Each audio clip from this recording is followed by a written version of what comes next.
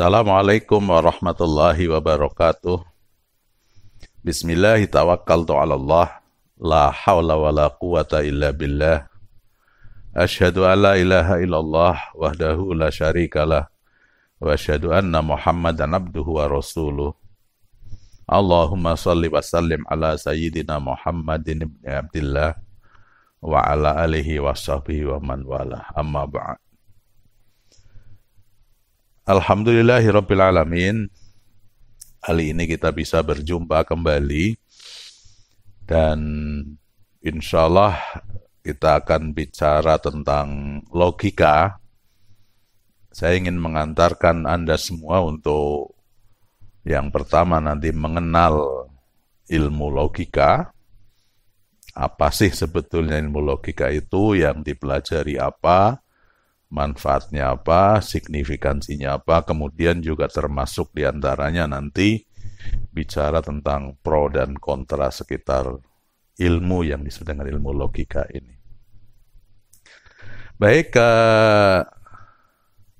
yang pertama begini, manusia itu didefinisikan sebagai makhluk Tuhan yang punya kekhasan, yang punya perbedaan dengan makhluk-makhluk yang lain. Kalau dalam hierarki kehidupan di semesta ini, kita bisa posisikan manusia ini pada posisinya nanti coba kita lihat. Saya akan mulai melihat dari titik itu. Kenapa? Karena logika ini adalah ilmu yang khas manusia. Jadi makhluk yang lain kayak binatang, kayak apa, tentu mereka nggak belajar logika dan nggak butuh itu kan. Nah, karena itulah saya masuk mulai dari poin pertama ini, cerita tentang posisi manusia. Jadi hierarki kehidupan di semesta ini kan kalau kita lihat makhluk-makhluk yang ada, mulai dari yang klaster terbawah katakanlah, ya di sana ada benda-benda mati yang kita kategorikan di sini bebatuan lah ya, batu dan teman-temannya ini, benda-benda mineral. Kalau kita lihat, kita langsung bandingkan dengan yang di atasnya, katakanlah di atas batu-batuan nanti ada yang disebut dengan tumbuhan. Jadi kalau dalam bahasa Arab itu benda-benda mati namanya jamadat. Nah, kalau tumbuh-tumbuhan itu nabatat. Bedanya apa sih tumbuhan dengan batu-batuan? Kalau tumbuh-tumbuhan, mereka punya potensi yang nggak dimiliki oleh bebatuan. Apa sih potensi yang mereka miliki? Ya, bahwa yang namanya tumbuh-tumbuhan itu mereka punya daya untuk bereproduksi. Ya. Jadi mereka bisa bereproduksi, bisa tumbuh berkembang. Sementara batu-batuan tidak. Anda bisa buktikan itu. Anda misalnya dari kecil nyimpen sebuah batu di almari atau dimanapun itu, nanti umur sekian puluh tahun Anda buka, insya Allah batu itu nggak berubah. Ya tentu ini standar normal, beda kalau batu sakti atau batu jimat atau apa itu beda pembahasan. Ya tadinya satu beranak jadi 2, 3 itu bisa saja kalau itu batu sakti, itu bukan urusan logika. Beda dengan tumbuhan misalnya, Anda nanam pisang di belakang rumah, nanam pohon pisang. Yang Anda tanam 1 batang. Nanti setahun, 2 tahun akan berkembang dia. Ya. Ini tumbuhan. Nah, di atas tumbuhan nanti ada yang namanya kelompok binatang, kelompok hewan. Binatang. Al-hayawanat kalau dalam bahasa Arab itu. Hayawanat. Bedanya apa hewan dengan tumbuhan? Sama, mereka bisa bereproduksi sama. Tumbuhan bisa tumbuh berkembang, hewan juga bisa beranak pinak. Hanya bedanya, hewan itu bisa bergerak. Mereka punya daya yang namanya gerak. Gerak dalam arti pindah dari satu tempat ke tempat yang lain. Sementara tumbuhan nggak punya kekuatan itu. Ya, ini nih perbedaannya. Jadi semakin lengkap, semakin ke atas semakin lengkap. Di atas binatang nanti ada kita di sana, ada manusia. Apa bedanya kita dengan makhluk yang lain tadi?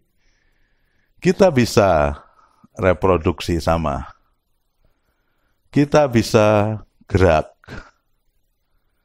Nah, ada satu kekuatan yang nggak dimiliki oleh mereka, yaitu kekuatan bahwa kita punya daya pikir, kita punya daya nalar, nanti kita punya pengetahuan yang namanya penalaran. Dan ini khas manusia.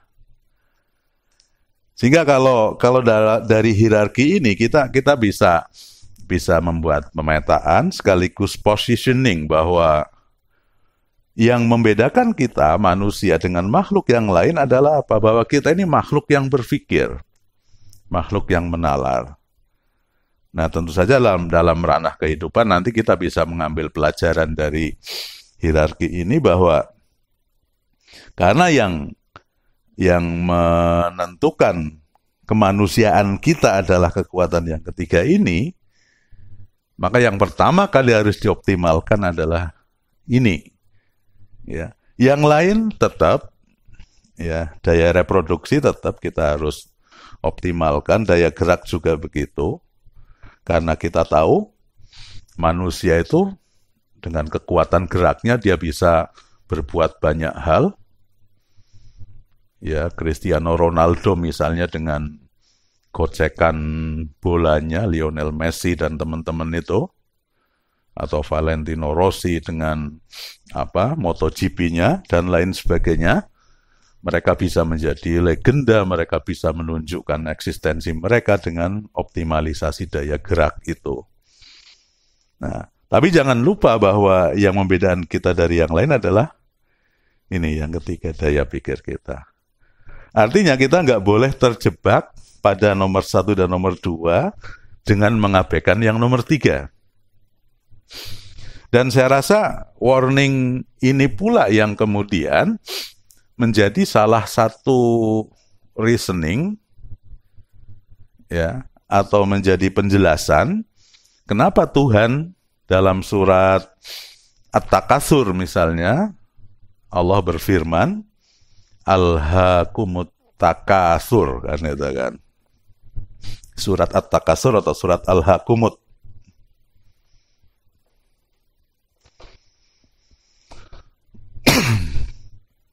Alhaakumut Takatsur. Alhayulhi. Ya, lahun alhayulhi ilhaan. Ya, alha lahun itu lalai, alha itu membuat lalai. Jadi at-takatsuru, takasur itu kalau saya maknani itu semacam kontes atau kompetisi. Jadi berlomba-lomba banyak-banyakan itu. Ya, atau yang menang yang paling banyak takasur itu. Nah, takasur dalam konteks apa? Lomba akeh-akehan kalau dalam tradisi jahiliyah itu dulu ada banyak-banyakan keturunan, banyak-banyakan harta benda. Orientasinya ke sana. Nah, kontes atau lomba atau persaingan kebanyak-banyakan keturunan, banyak-banyakan harta benda ini telah membuat manusia lalai. Lalai dari apa? Lalai dari misi utamanya untuk hidup liya'budun itu. Wa ma khalaqtul jinna wal insa illa liya'budun. Misi utamanya untuk ta'abbud kepada Allah. Jadi hal-hal urusan duniawi membuat mereka lalai. Nah, ini kan sama tadi warning yang saya sampaikan bahwa kita punya daya reproduksi, kita punya daya gerak, itu harus kita maksimalkan, kita optimalkan, tapi jangan sampai kemudian kita melalaikan yang ketiga, daya pikir kita, daya nalar kita. Karena itulah yang kemudian ya qadru insaniyatina kita itu di situ. Ya, takaran kemanusiaan kita itu di yang nomor 3 ini. Ini entry point kita saat ini itu. Jadi bahwa manusia adalah makhluk yang berpikir, makhluk yang menalar, dan sejauh mana dia berpikir, sejauh itu pula nanti kemanusiaannya akan meningkat. Maka apa yang diungkapkan oleh seorang filosof Jerman, René Descartes, ya, yang kalau dalam bahasa Arab biasa diterjemahkan ana ufakir, ana mojud. Saya berpikir, maka saya ada. Kogito itu yang dalam bahasa Jermannya itu. Ya, saya berpikir, maka saya ada. Ini bisa kita artikan dari satu sisi. Ya, kalau René Descartes dulu dia dengan keraguannya dia meragukan segalanya sampai titik baliknya dia punya konsep ini secara mendalam, secara filosofis itu. Tapi kalau dari sisi pemaknaan yang sederhana kita bisa ambil manfaat bahwa Descartes menegaskan wujuduna, ya, keberadaan kita, ana mawjud, ya, keberadaan kita, keberadaan saya itu adalah karena apa? Ana ufakir. Saya berpikir. Ya, saya berpikir maka saya ada. Idzan wujudna ya'tamid ala annani mawjud. Ala annani ufakir. Ya, saya ada karena saya berpikir. Maka sejauh mana saya berpikir, disitulah kadar kemanusiaan kita akan semakin meningkat. Ini poin pertama. Jadi jangan sampai at-takasur. Terlebih kalau at-takasur, kalau sesama manusia itu menjadi salah juga. Terlebih kalau Anda mau takasur, katakanlah mau kompetisi, kok dengan binatang misalnya. Kalau dalam daya gerak, hampir bisa dipastikan kita kalau misalnya mau balap lari katakanlah, ya kalau kita mau balapan lari dengan seekor kuda yang memang kuda balap, ya pasti kita kalah kan itu kan. Sama reproduksi misalnya, saya bangga punya banyak keturunan, ya coba saja Anda bisa cek gitu ya. Kalau mau manusia itu punya bayi kembar itu. Informasi yang kita dengar mungkin kembar 5 itu aja udah luar biasa kan itu kan. Ya kita reguler ya kembar 2 atau kembar 3. Ya, yang reguler banget ya kita punya anak sekali 1.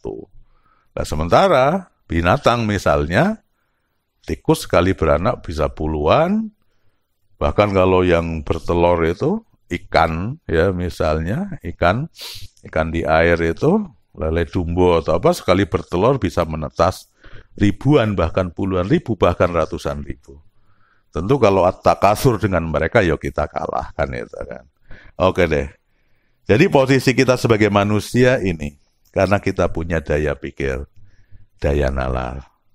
Nah, ilmu yang akan kita kaji, namanya ilmu logika, ya, itu adalah ilmu yang ngurusi masalah ini. Bagaimana kita berpikir dengan benar, bagaimana kita berpikir dengan dengan lurus, dengan produktif dan lain sebagainya. Ini ilmu logika. Dalam bahasa Arab biasa disebut dengan ilmu mantik. Nah, kalau dalam bahasa lain disebut dengan ilmu logika. Kalau ilmu mantik Makanya kita bisa tahu definisi manusia dalam bahasa Arab, dalam ilmu mantik biasanya al-insan hayawanun natiq. Ini dia. Manusia adalah hewan, manusia adalah binatang. Tadi kita tahu potensinya, dayanya ya hampir sama dengan mereka, kecuali dalam hal apa? Dalam hal natik. Kita ini binatang, tapi binatang yang bisa menalar. Binatang yang bisa berpikir. Jadi kalau natoko yantiku secara lugawi artinya itu bicara. Cuman kalau bicara yantik, natoko yantiku ada makna berpikir, ada makna menalar di sana. Makanya dipakai dalam ilmu mantik, nanti definisi manusia itu al-insan hayawanun natik. Binatang, tapi binatang yang bisa berpikir, yang menalar seperti itu. Nah, ilmu mantik, ilmu logika. Nah, kalau bicara tentang ilmu ini diposisikan oleh para filosof sebagai ilmu semacam ilmu alat kalau dalam tradisi keilmuan. Kayak misalnya orang kalau belajar bahasa Arab itu di sana ada ilmu nahwu. Ilmu nahwu itu bicara tentang apa? Tentang bagaimana posisi kata ya di dalam kalimat, terutama bicara tentang posisi i'rabnya. I'rab itu posisi kata itu dalam kalimat. Apakah dia sebagai subjek, predikat, atau objek, atau dia nanti sebagai pelengkap, atau sebagai pokok kalimat, atau sebagai apa. Ini nahwu bicaranya itu. Nah, makanya bicaranya i'rab nanti. Misalnya kalau zahaba Ahmadu ilal madrasati dalam ilmu nahwu, ini yang ngurusi Ahmadu. Kenapa Ahmadu? Karena dia sebagai fa'il. Ilal madrasati, kenapa ti? Karena dia kedahuluan yang namanya huruf ilah. Ini ilmu nahwu. Atau ilmu sorof, juga ilmu alat. Itu yang membentuk kata. Ya, zahaba. Kenapa zahaba? Oh, ini fi'il madhi namanya. Ya. Kemudian kenapa Ahmad yazhabu? Kenapa yazhabu tidak tazhabu? Lah ini urusannya sorof seperti itu. Ini ilmu alat. Ilmu mantik atau ilmu logika itu ilmu alat atau ada yang membahasakan sebagai muqaddimah. Muqaddimah untuk apa? Lil falsafah. Bidang yang namanya filsafat. Jadi orang yang mau belajar filsafat, maka dia otomatis harus belajar logika. Harus belajar mantik. Ini demikian. Ya, makanya kalau bicara tentang pro dan kontra, nanti hampir sama. Pihak yang kontra filsafat, otomatis dia kontra terhadap mantik atau logika. Pihak yang pro, otomatis juga begitu. Karena memang al-mantik adalah muqaddimah lil falsafah. Jadi semacam muqaddimah, semacam pengantar, semacam ilmu alat. Atau ilmu syarat sebelum belajar filsafat. Kenapa dikatakan ilmu alat, ilmu syarat atau muqaddimah? Karena tadi yang dikaji di sana adalah kaidah-kaidah, aturan main, bagaimana orang berpikir dengan benar. Sementara kalau kita lihat filsafat, ya, kita definisikan mahiya al-falsafah. Al-falsafah hiya at-tafkir al-aqli, berpikir rasional. Otomatis, ya, filsafat pasti terkait dengan logika. Karena apa? Yang filsafat itu intinya berpikir rasional. Berpikir rasional yang kayak apa? Dengan karakteristik tertentu. Ada berpikir serius, berpikir mendalam, berpikir radikal, sistematis, bebas, universal. Nah, itu berpikir filosofi seperti itu. Nah, bisa dibentuk, bisa diukur, bisa diproses oleh ilmu yang namanya ilmu mantik. Nah, ini nih, Ini pentingnya ilmu mantik seperti itu. Posisinya bagi manusia, jelas karena manusia adalah hewan yang berpikir, ya berarti manusia berpeluang menjadi filosof. Hanya manusia ini tidak otomatis berpikir nanti otomatis jadi filosof, karena berpikir filosofis itu berpikir dengan ciri-ciri tertentu. Nah, agar manusia bisa sampai ke sana, maka harus belajar yang namanya ilmu logika atau ilmu mantik. Ini nalar positioningnya seperti itu, mulai dari posisi kita sebagai manusia, mantik kaitannya dengan filsafat, ya, seperti itu. Nah, di dunia Islam, ini ada pro dan kontra terkait dengan ilmu mantik. Ini sengaja saya sampaikan di awal, biar nanti enak. Karena kalau di awal kita masih ganjel, ini katanya Ibnu Salah, Ibnu Taimiyah mengharamkan mantik. Nah, kalau mendengarkan kata haram gitu kan, jadi nggak enak hati kan. Ini biar clear lebih awal, kita jelaskan lebih dahulu. Ya. Di sisi lain, ada beberapa ulama juga yang membolehkan, bahkan ada beberapa filosof yang mewajibkan seperti itu. Ini kita akan potret sisi itu dulu. Ya, pro dan kontra sekitar ilmu mantik. Pihak-pihak yang melarang orang belajar mantik, di antaranya nanti ada Ibnu Salah, ya, di antaranya ada Ibnu Taimiyah dan beberapa yang lain. Argumentasi yang mereka bangun, yang pertama adalah karena ini tadi, kaitan antara mantik dengan filsafat. Mereka pihak-pihak yang nggak suka dengan filsafat. Jika karena mantik adalah muqaddimah, mantik adalah bagian dari filsafat, otomatis mantik juga tidak apa? Kenapa mereka larang itu? Karena filsafat dianggap menimbulkan sikap-sikap yang liberal, kemudian liberalisasinya itu sampai kadang-kadang kebablasan, sampai anti Tuhan, sampai menggugat keimanan, mengganggu keimanan, dan lain sebagainya. Sisi-sisi itu. Ya, kalau dalam konteks akidah biasanya karena apa? Konteksnya adalah ya para filosof itu sering ta'lih al-aql.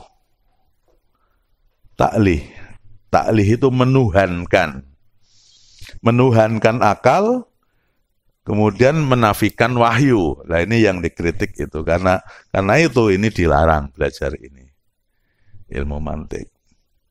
Salah satu ungkapan Ibnu Salah dan teman-teman yang terkenal itu, ilmu logika, ilmu mantik, atau filsafat pada umumnya, itu orang pandai, al-alim, itu la yahtajuhul alim. Orang pandai itu nggak butuh dia ilmu logika atau ilmu mantik. Karena tanpa logika, tanpa mantik, mereka juga sudah bisa eksis, sudah bisa berpikir dengan benar, sudah bisa mencapai kebenaran, katakanlah gitu. Orang pandai nggak butuh ilmu mantik, orang bodoh sama juga nggak butuh. Karena apa? Orang bodoh itu kalau diajar ilmu mantik, bukannya tambah pintar, tapi malah tambah blunder, tambah ruwet kan itu kan. Jadi kata Ibnu Salah dan teman-teman, kalau orang pintar nggak butuh, orang bodoh ini juga nggak boleh belajar ilmu mantik, ya berarti ilmu mantik nggak dibutuhkan. Nalarnya kayak tadi, orang alim itu nggak belajar mantik, dia udah pintar kan itu kan. Orang bodoh, diajari mantik bukan tambah pintar, tapi tambah ngawur. Nah, ini nih kata mereka. Kalau yang kedua ini bisa dimaklumi karena apa? Karena memang ilmu mantik ini salah satu ilmu yang kalau saya klasifikasikan mungkin ilmu keislaman yang tingkat menengah levelnya. Artinya kalau saya pinjem klaster manusia itu ada 3 kelompok, ada kelompok awam, kelompok khosoh dan khawasul khawas katakanlah. Maka kelompok awam itu mereka nggak perlu belajar mantik atau nggak butuh belajar mantik, filsafat itu nggak. Karena apa? Nalar-nalar filosofis, nalar logika itu bagi mereka malah seringkali justru merusak keyakinan mereka. Makanya orang awam, kata Imam Ghazali, bahasa yang dibutuhkan, nalar yang dibutuhkan adalah nalar mau'izah hasanah, gitu kan? Atau dalam bahasa Ibnu Rus itu nalar khitobi, retorika. Ya, makanya seringkali kalau bicara dengan orang awam, mau'izah hasanah itu isinya apa? Isinya at-targhib wa tarhib. At-targhib itu memotivasi, tarhib itu mengancam. Ya pokoknya bagaimana didorong mereka dimotivasi. Pokoknya kalau kalian melaksanakan ini, puasa sunnah ini, ganjarannya apa? Emas segede gunung Uhud. Itu kan motivasi. Kalau kalian melakukan ini, melanggar ini, nanti di akhirat akan disiksa. Dan api neraka itu panasnya luar biasa ya. Bara api akhirat ditempel di telapak kaki, nanti kepalanya itu mendidih misalnya. Ini kan menakutkan sekali. Ya, ini mau'izah hasanah. Itu khitobi retorik. Nah, kalau orang jahil, kelompok awam itu diajak berpikir rasional, logis, ya bagaimana merangkai argumentasi, ada kias, ada silogisme, ada analogi, ada ini. Pasti mereka tambah pusing, bukannya kemudian tambah yakin. Oke deh. Maka logika Ibnu Shalah dan teman-teman itu, orang bodoh nggak perlu diajari mantik karena tambah ruwet, orang pintar nggak butuh. Kesimpulannya, ya berarti kita nggak usah belajar mantik, kata Ibnu Shalah dan teman-teman.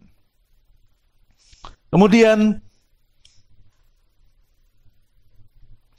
para filosof muslim, kebalikan dari Ibnu Shalah dan teman-teman, mereka mengatakan belajar ilmu mantik itu wajib. Ini tentu para filosof. Al-Kindi, kemudian Al-Farabi dan teman-teman. Ya. Karena apa? Karena dengan nalar tadi, manusia adalah makhluk yang unik, hayawanun natik, kegiatannya tafsir al-aqli, ya, dan itu menjadi intisari filsafat. Untuk masuk ke sana orang harus punya standar, punya ukuran, itu ada di ilmu mantik. Nah, dari dua kutub haram dan wajib ini, nanti ada beberapa ulama yang mencoba mencari jalan tengah. Nah, ini biasa. Kalau ada haram, ada wajib, ada deh tengah. Tengah ini pakai prioritas biasanya. Salah satunya adalah Imam Ghazali.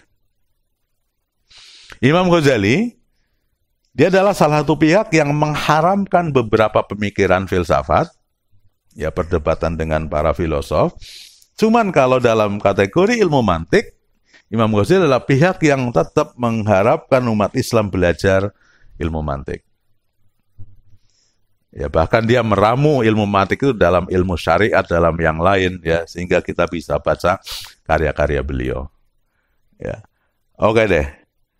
Ya tentu saja ini hak setiap kelompok, monggo kan itu. Tapi pada intinya, kalau kita bicara sebagai manusia seutuhnya, manusia yang punya potensi daya pikir, daya emosi, daya syahwat, katakanlah yang harus kita manage dengan baik, manusia yang harus menghadapi situasi sosial, ada realitas yang harus dihadapi, maka ya tentu kita memang ada di kutub, ya kalaupun bukan bersama para filosof, ya minimal dengan Imam Ghazali yang kemudian mengharapkan kita bisa belajar ilmu logika atau ilmu mantik. Dan kita butuh itu. Ya, paling tidak dengan belajar itu nanti, karena banyak yang dikaji di sana nanti, kita diajari bagaimana membuat apa yang disebut dengan takrif. Nah, ini ada definisi nanti. Kita juga diajari bagaimana membuat yang namanya al-qiyas. Kias itu ada kias yang namanya analogi, ada asal, fara, ilat di antara itu, ya, ada pokok, ada cabang, nanti ada hal yang sama di antara itu analogi namanya. Ada silogisme. Silogisme itu ada premis yang kemudian nanti ada konklusi. Nah, kita diajari itu, kita juga diajari bagaimana lawan kata, bagaimana ini dan itu. Pada akhirnya nanti kita diajak untuk mengidentifikasi. Sebetulnya berpikir yang benar, argumentasi yang benar, yang memenuhi persyaratan, yang standar, itu yang kayak apa sih? Sehingga yang diharapkan adalah, kalau kita bisa mengidentifikasi kekeliruan-kekeliruan yang ada, kita bisa menilai orang, kita bisa mengambil kesimpulan, kita bisa menghindari itu, sehingga kita bisa berpikir dengan benar. Secara umum seperti itu. Baik, kemudian kita coba lebih jauh bicara tentang ilmu logika ini. Kita bisa lihat lebih jauh. Kata logika, atau yang dalam bahasa Arab mantik, ya, ini berasal dari kata Yunani yang asal katanya adalah logos. Logos itu perkataan, alasan, uraian, pemikiran, tapi yang harus memperhatikan kaidah-kaidah berpikir yang universal. Sehingga kalau dikatakan logika, itu adalah logos plus scientia, atau ilmu berpikir. Ini dalam bahasa Yunani seperti itu. Nah, berpikir itu apa? Berpikir adalah kegiatan mental yang bertujuan untuk memperoleh pengetahuan atau kebenaran. Selain term berpikir, selain kata berpikir, ada di sana berkhayal misalnya. Ada di sana mengingat. Ya. Kalau bahasa Jawa kita bilang mikir. Lagi ngapa Mas? Mikir. Mikir itu ada mikir yang serius, pakai standar, lah kata ada standar ilmiah, standar logis dan lain sebagainya. Ada mikir yang sakarepe dhewe, kan itu kan, tanpa standar apa-apa, itu berkhayal kan itu kan. Ada yang mengingat-ingat apa yang terjadi. Makanya yang dirembuk dalam ilmu logika itu bukan kita menghayal, bukan kita mengingat, tapi adalah berpikir. Ya, ini nih. Ada yang mengatakan gini, guyonan tapi kadang-kadang juga nyelekit kan itu kan. Jadi kenapa sih kita nggak boleh belajar ilmu logika kan itu kan? Kamu tahu nggak? Yang pertama kali menggunakan kaidah logika itu adalah iblis. Nah, maka ada yang mengatakan iblis itu adalah Abu Al-Mantik kan itu, mbahnya ilmu logika. Jadi nek sampean belajar logika berarti belajar karo mbah iblis kan itu kan. Nah, oke deh, ini kadang semacam guyonan tapi juga bulian, juga kadang menohok. Jadi penjelasannya kan gini. Ya bisa jadi betul bahwa iblis adalah makhluk Tuhan, salah satu yang kemudian pertama kali pakai rangkaian ilmu logika, prinsip silogisme yang kita bilang itu. Ketika apa? Ketika iblis menolak untuk bersujud kepada Adam. Dia merangkai argumentasi kepada di hadapan Tuhan kan gini. Asjuda, kata iblis, apakah aku harus sujud kepada Adam? Terus kata iblis, khalaqtani min nar wa khalaqtahu min tin. Engkau ciptakan aku, wahai Tuhan, min nar, dari api. Nah, ini ada an-nar.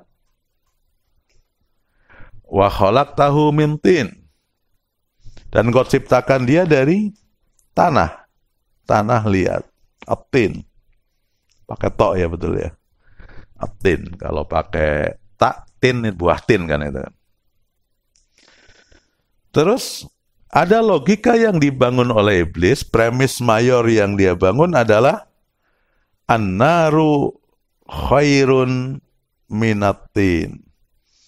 Api itu lebih unggul, lebih bagus dari tanah. Nah, kata dia, khalaqtani minar, khalaqtahu min tin. Aku diciptakan dari api, Adam dari tanah, otomatis ana khairun minhu. Saya lebih baik dari Adam. Terus kenapa kok saya disuruh sujud kepada dia? Karena sujud adalah simbol Sujud adalah simbol. Sujud itu kan, Anda tahu, sujud itu berarti kan kalau dalam ritualnya, sujud misalnya Anda sholat sujud kan bukan hanya membungkuk, tapi meletakkan anggota tubuh kita di lantai sampai dahi, kemudian hidung ini, muka nempel di lantai. Berarti memperlihatkan bahwa kita ini ada di bawah yang kita sujudi. Posisinya, kedudukannya kan itu. Tadorruan kan itu kan. Sebenarnya kita ada di bawah dia. Nah, iblis nggak mau.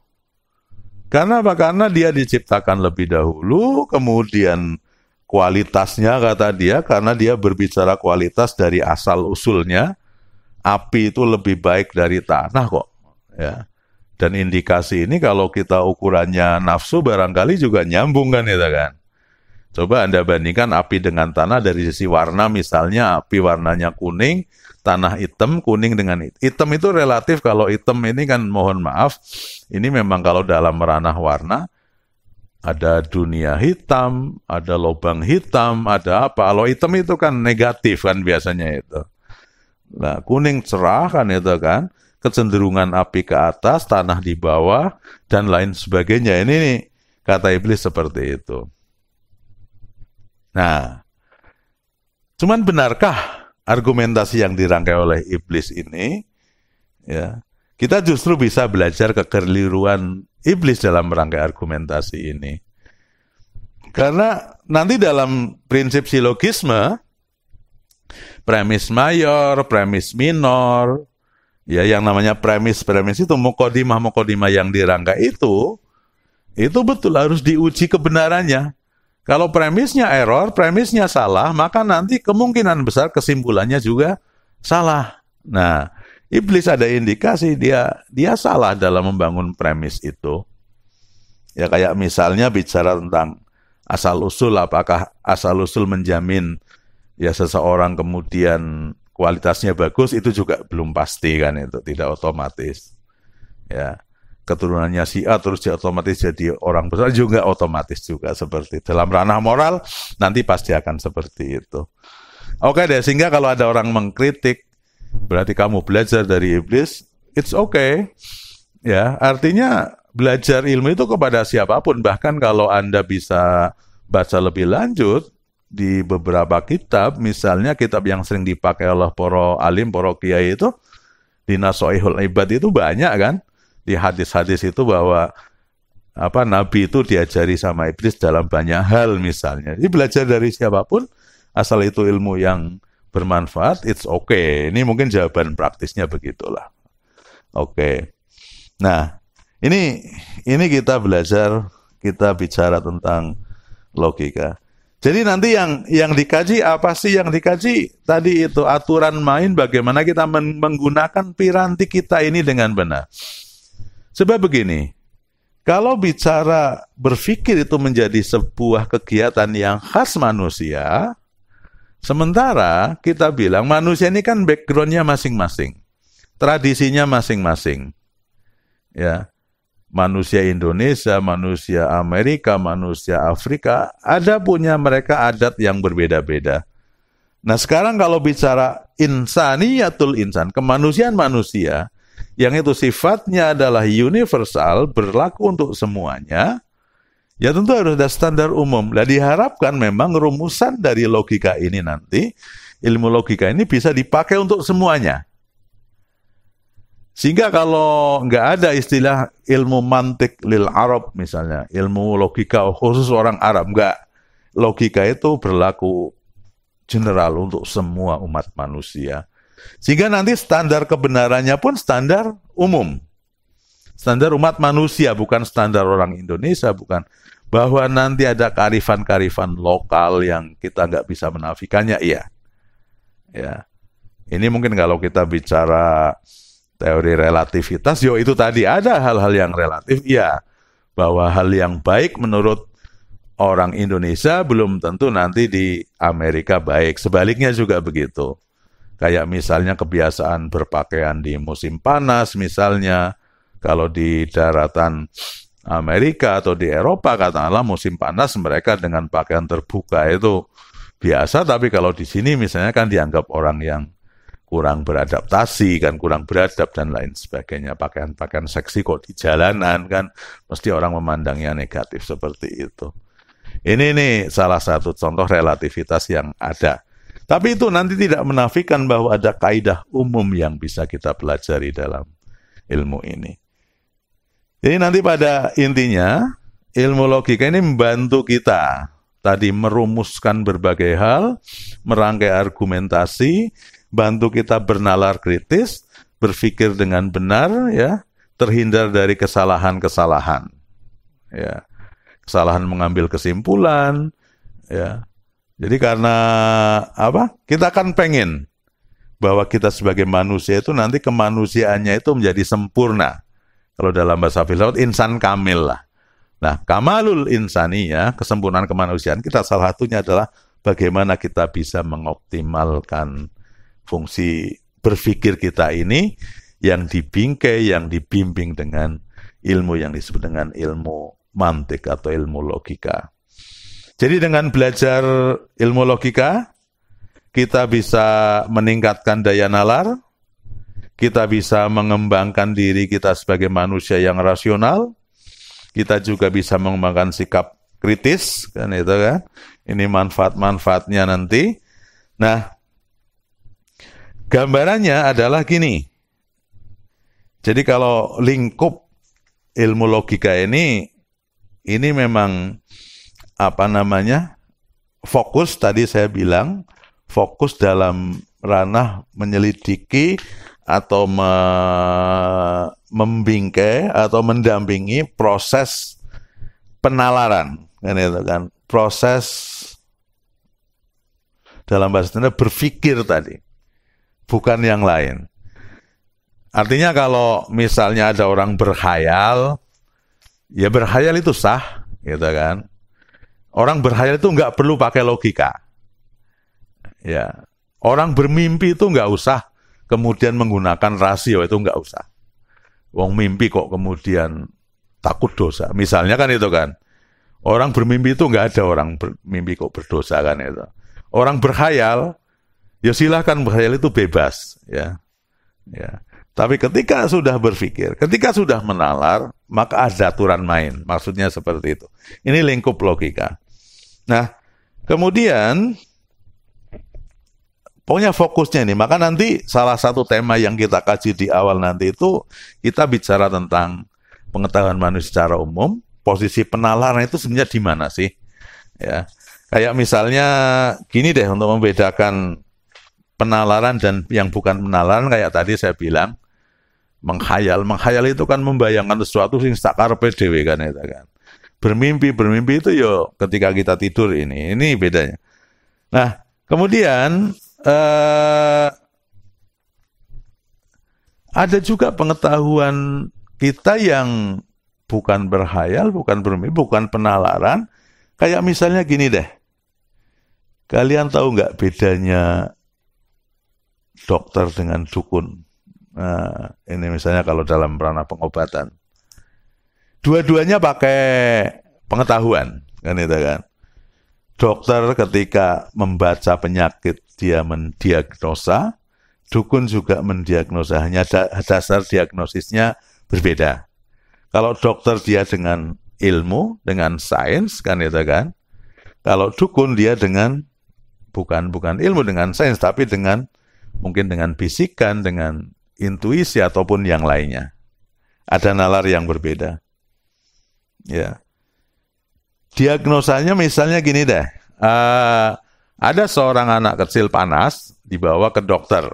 Maka dokter kemudian periksa dia, didiagnosis, oh ini demamnya tinggi sekian derajat, ini indikasi bahwa dia kena gejala tipes misalnya. Maka obatnya kemudian ini.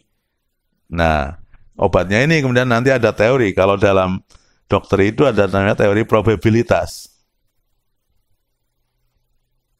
Teori kemungkinan. Bahasa yang dipakai dokter itu pasti mungkin. Diagnosanya juga mungkin. Oh mungkin ini, mungkin dia penyakitnya ini. Oh mungkin obatnya ini. Nah, bedanya nanti kalau dukun itu nggak pernah ada istilah probabilitas. Maka yang dia pakai adalah bahasa pasti. Nah, maka biasanya teman-teman kita yang senang kepastian dengan instan, dengan cepat, maka dia lebih senang ke dukun daripada ke dokter.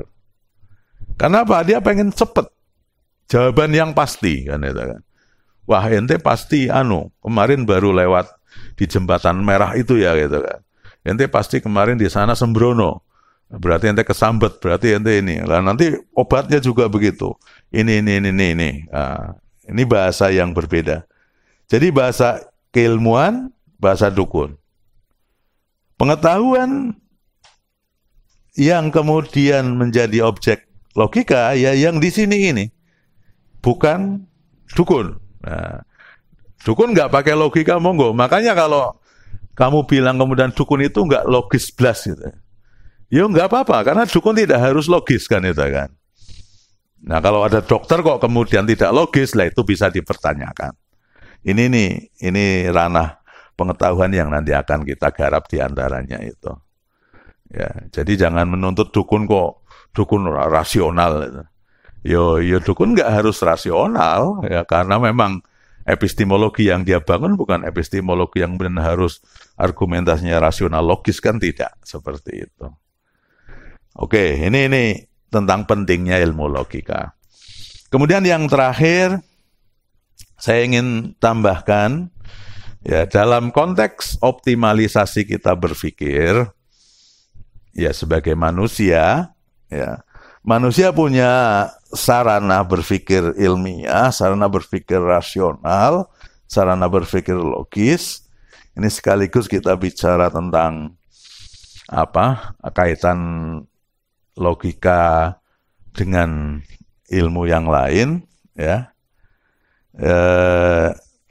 Jadi secara umum gini, ada beberapa sarana yang ada dalam diri kita, bagaimana kita berpikir rasional logis, berpikir ilmiah lah katakanlah seperti itu. Salah satunya adalah kita punya yang namanya bahasa.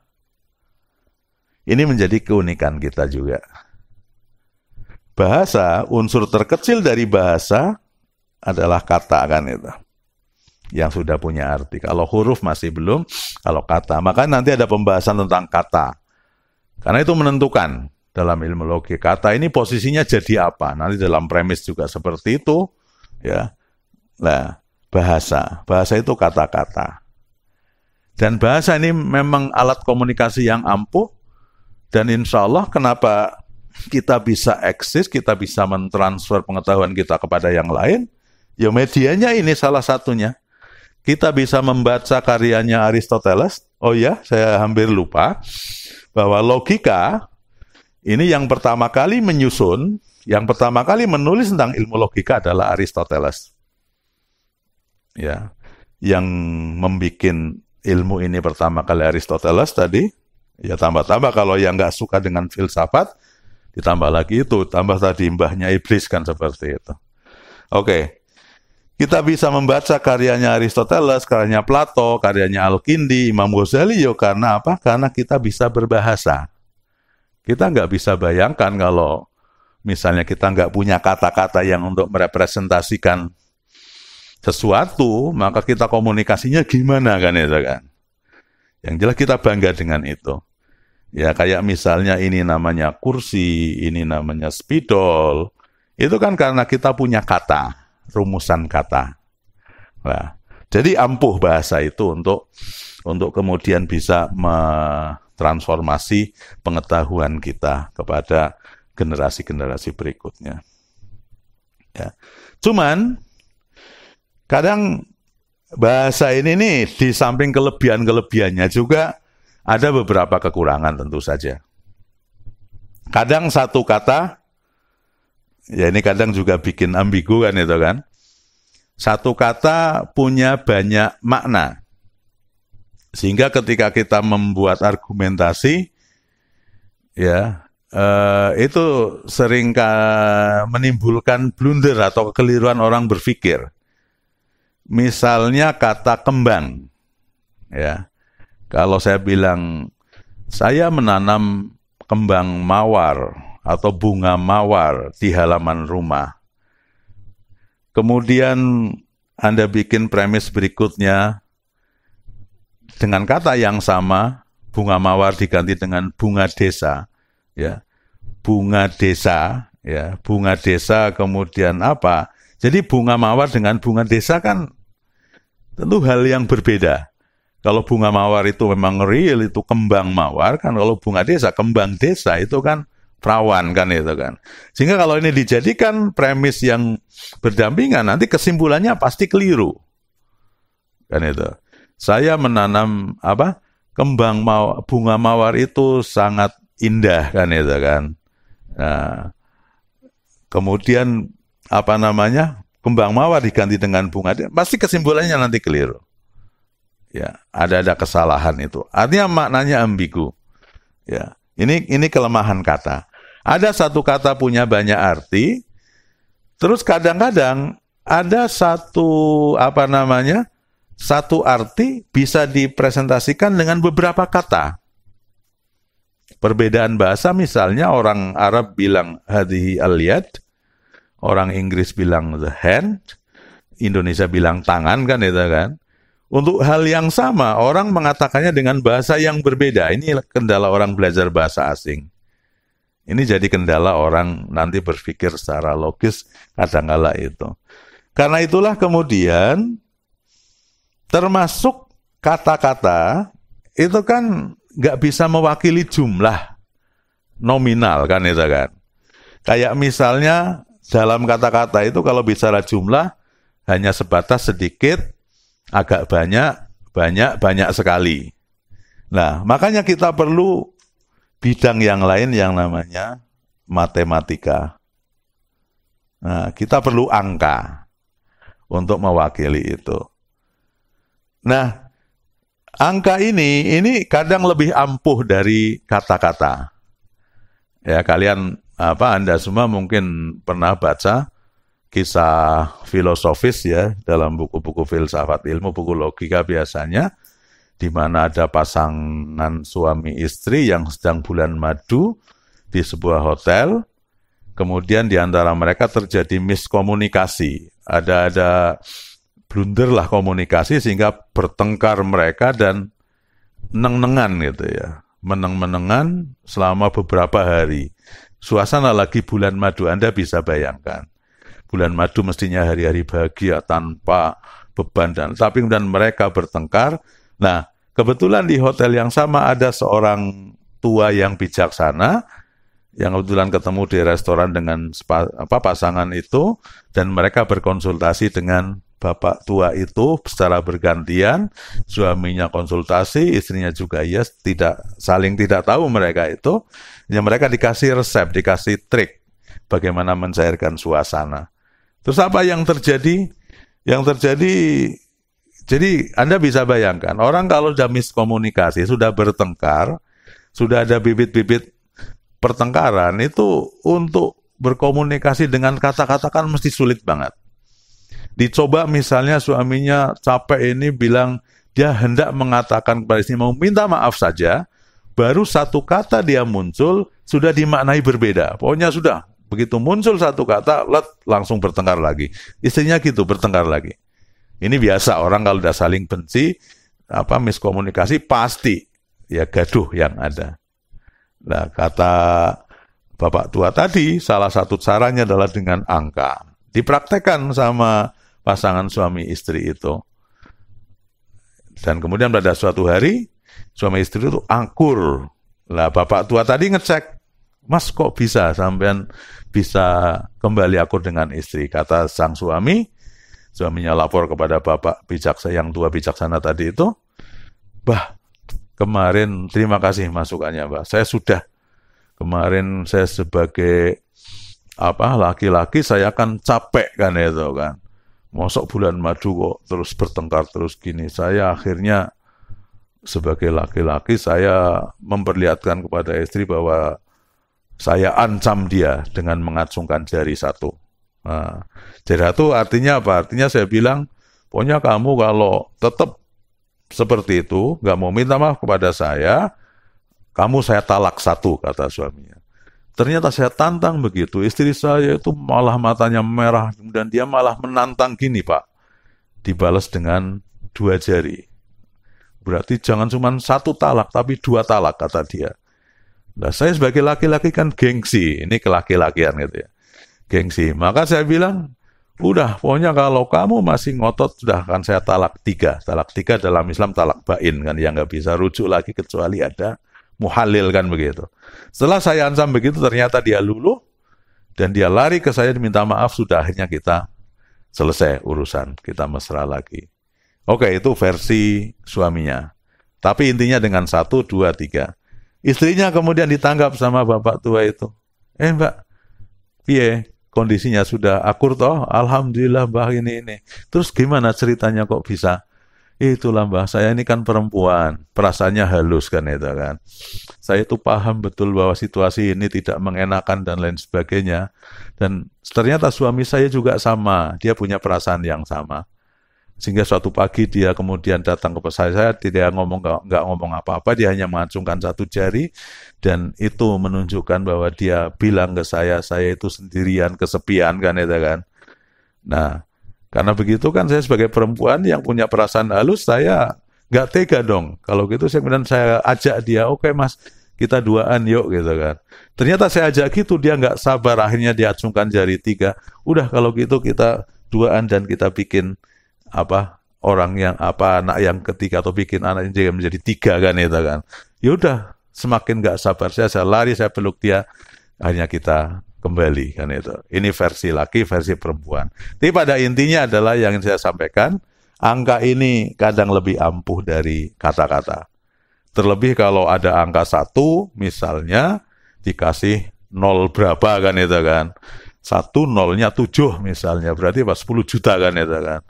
Ya, kalau misalnya sampean punya istri kemudian jengkel, kemudian mutung, kemudian ngajak ribut terus, sudah tunjukin angka 1.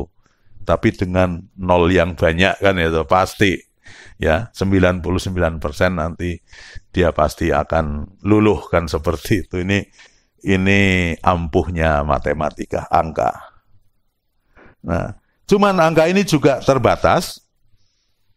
Artinya ada situasi di mana kita butuh angka-angka yang disimboliskan, statistik. Nah, kita alat bantu statistik. Statistik ini apa? Statistik ini angka tapi dikemas. Kayak misalnya ada yang namanya sampling. Ya, ini gampang aja. Sampean kalau beli jeruk di pasar, katakanlah, ya, ada yang jeruk yang untuk dicicipi kan itu kan sampel. Si mbok yang jualan jeruk akan bilang, mas ini jeruknya manis. Buktinya atau mbok ini, coba cicipi. Yang namanya nyicipi, itu pasti sedikit kan itu kan. Nyicipi itu nggak boleh nyicipi semua. Kalau cicipi semua itu kacau kan itu kan. Jualannya rugi dia. Ya, makanya kalau yang namanya sampel itu yo bukan kayak anak kecil yang disuruh beli korek api. Rek zaman dulu, rek Jros itu.